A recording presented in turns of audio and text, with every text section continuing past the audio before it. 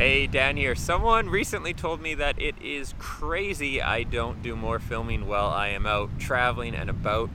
I know there are a lot of people online who, let's say, pose about an amazing lifestyle and such, and I tend to do the opposite.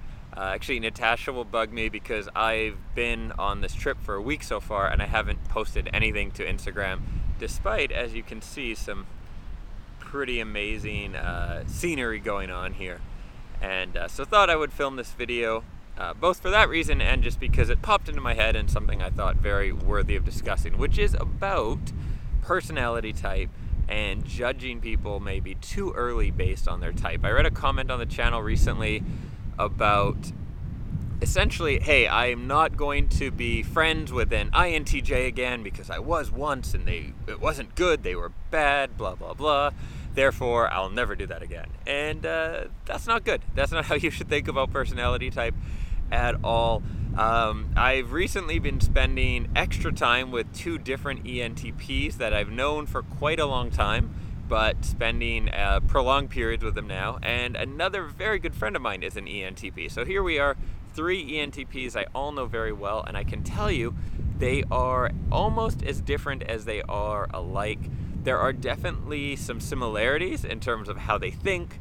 They all generally love to debate, but there's a lot of differences, and let me give you one of them. One of my ENTP friends, I would say quite argumentative and very okay standing his ground. So if he orders, say, a drink out somewhere and they don't make it right, he'll happily say, hey, this isn't how I wanted it. I'd like you to remake it. On the other hand, a different ENTP friend of mine is the opposite. He will never complain. He's super laid back guy and all that, right? And the third ENTP is probably somewhere in the middle. So there's a lot of differences that can happen within a personality type. You can be more caring, maybe more, let's say your values can be quite different, right? So one of the ENTPs that's close to me really cares about animals. That's his soft spot, right? I could see probably at some point in his life actually working in that area. And that's not an ENTP trait to really care about animals and want to help necessarily, but it is for him in particular. So before jumping to conclusions about someone, I definitely recommend getting to know them a bit better beyond their personality type. Things like our morals, our values, how we're raised, different events that have occurred in our life can have a massive impact on us beyond our type. Now, type can be a great way to learn how to communicate to people, to get to know someone quicker, to understand them. But personally, I try not to think of it right off the bat.